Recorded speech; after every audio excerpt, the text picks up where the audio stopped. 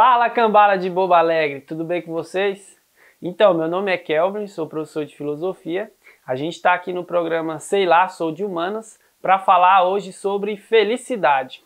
Aproveita para fazer a felicidade da galera aqui, se inscreve no canal e curte esse vídeo aí para depois compartilhar para a galera. Então, vamos lá para o nosso assunto hoje. Quando a gente pergunta para alguém o que é felicidade na rua, as pessoas geralmente falam sobre três aspectos. O primeiro é a respeito do sentimento de alegria ou de euforia. Sabe aquela sensação boa que você tem quando você consegue realizar um objetivo ou uma coisa que você queria muito? Aquele sentimento de borboletinha na barriga, esse tipo de coisa, né? Muitas vezes as pessoas confundem isso como se fosse o sentimento de felicidade. O segundo ponto que as pessoas geralmente confundem é com relação à riqueza e ao bem-estar financeiro. A gente sabe que nessa vida, infelizmente, a gente não faz muita coisa sem dinheiro. Só que muitas vezes as pessoas confundem o fato de ser feliz com a questão de ser muito rico. Confundem a sensação, o sentimento de felicidade com a segurança financeira e as experiências que o dinheiro proporciona, como fazer viagens, comer comidas diferentes, ter um carro ou uma moto, ou sei lá o que mais que você faz com o seu dinheiro. O terceiro tópico que geralmente as pessoas acabam confundindo é com o sentimento de prazer. Sabe quando tu chega em casa e de repente morreu de sede o dia todo, aí tu toma aquele copo de água gelada e você fala, caraca.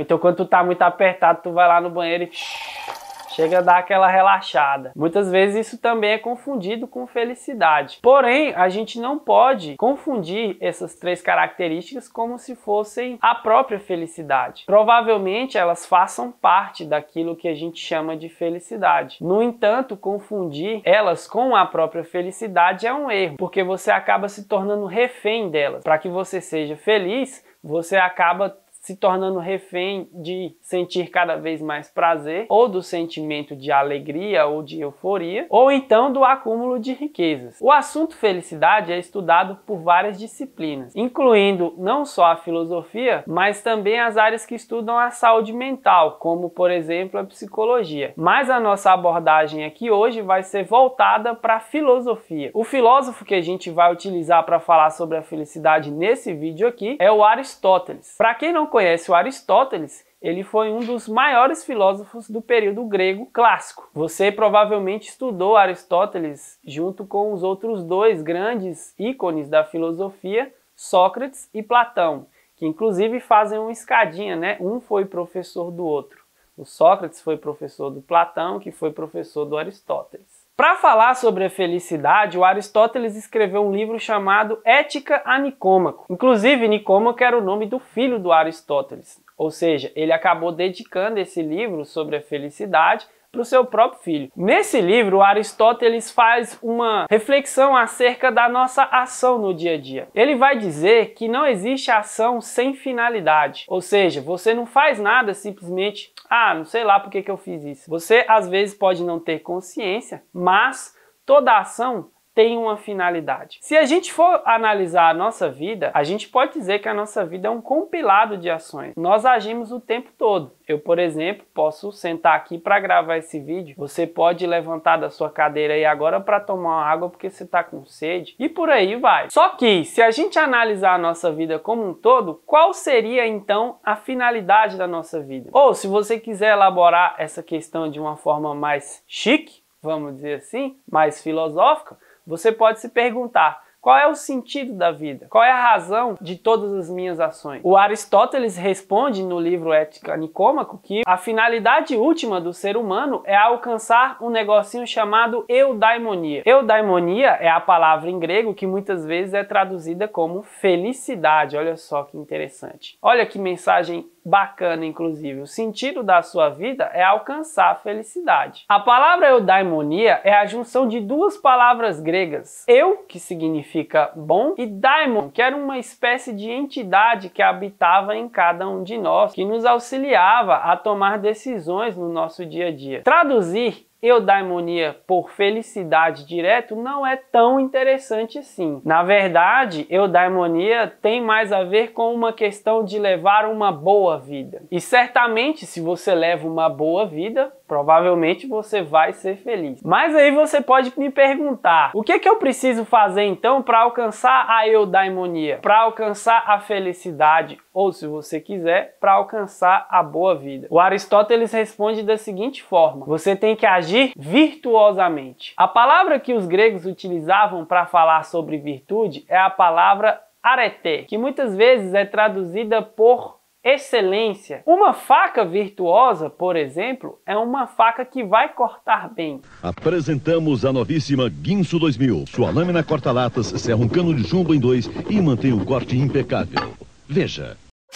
O ser humano excelente, então, seria aquele ser humaninho que ser humaniza bem. É quando você faz muito bem aquela coisa que só você sabe fazer. E eu sei que você está entendendo o que eu estou falando. Deixa a pessoa entender o que ela quiser. Só que, o que é essa virtude? Quais seriam as ações que realmente seriam virtuosas? O Aristóteles vai dizer que agir virtuosamente é agir racionalmente. Ou seja, é encontrar o meio termo entre dois extremos. A completa ausência e o excesso. Por exemplo, imagina que você está lá na fila da rodoviária. Você é o próximo a entrar no ônibus. E pelas suas contas, só tem um assento livre. E de repente passa um maluco, sabe aquele The Rock que vocês conhecem, né? Aquele cara que parece um armário. Pois é, ele passa na tua frente e senta lá no último assento que estaria livre. Qual é a sua atitude diante desse fato? Você pode agir com excesso de loucura ou você pode agir com falta de coragem. Agir virtuosamente seria encontrar o meio termo entre a covardia, que é o excesso de medo, ou então agir com temeridade, ou seja, a completa ausência de medo, ou seja, você é maluco. Já pensou, você vai lá e dá um tapa na careca do The Rock e fala: meu irmão, vaza daí que o lugar é meu. Você acha que você vai ser feliz desse jeito? Eu acho que você vai encontrar a sua finalidade mais rápido, hein? Toma cuidado. Qual seria então o meio termo entre a covardia e a temeridade? Seria justamente a coragem. Você não é nem medroso demais e nem louco demais. Você vai encontrar uma justa medida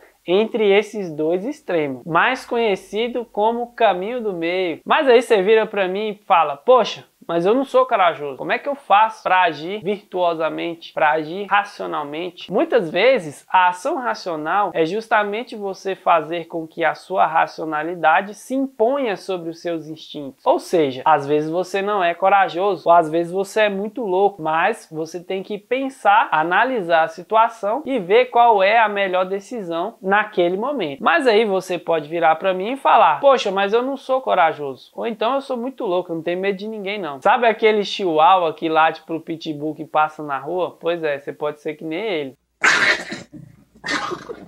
Mas vai com cuidado, vai tranquilo, vai tranquilo. O Aristóteles tem a resposta para te ajudar a agir virtuosamente. Se você quer agir virtuosamente, mas ainda não é virtuoso, o que você tem que fazer? Basta agir como se fosse. Olha só que dica sagaz. Aristóteles diz no seu livro Ética Nicômaco que a virtude é um hábito, ou seja, você tem que praticar dia após dia o ato virtuoso. Por exemplo, agir de maneira corajosa. Não é medrosa e nem é doido. Mas aí você vira para mim e pergunta de novo: poxa, mas eu não sei agir com coragem. Será que você não entendeu que eu não sou corajoso? O Aristóteles responde para você da seguinte maneira: é bem simples. Basta procurar um exemplo no qual você possa se inspirar. Ou seja, procure uma pessoa que você considera corajosa e imite as ações dela. Resumindo a história, se você não é virtuoso, mas quer ser, é somente agir como se fosse. Tudo bem, mas você vira para mim e pergunta: tá, mas o que isso tem a ver com felicidade? Eu ainda não consegui entender. Para Aristóteles, o que separava os seres humanos dos outros animais era justamente a nossa racionalidade. Ou seja, quando nós agimos racionalmente, nós nos aproximamos cada vez mais daquilo que nos distingue das outras coisas. Por isso, a ação racional era a ação excelente, a ação virtuosa, porque nos aproximava mais da nossa própria essência. E o que a gente pode aprender com toda essa história? É simples. Atingir a excelência é aproximar-se cada vez mais da nossa própria essência. E com isso, a gente fica cada vez mais próximo de levar a boa vida, ou seja, alcançar a felicidade. Muitas vezes, agir com bom senso, inclusive, procurando um meio termo entre os extremos, é o melhor a se fazer. Você pode até não estar mais próximo da felicidade com isso. No entanto, eu tenho certeza que você vai levar uma vida melhor. E tá aí um fato curioso. O Aristóteles vai falar no seu livro: tá, como é que a gente faz para saber se uma pessoa foi feliz ou não? Qual que você acha que foi a resposta dele? Eu vou pausar aqui o vídeo um pouquinho para vocês pensarem aí. A resposta dele foi: você só pode saber se alguém conseguiu alcançar a felicidade depois que ela morre.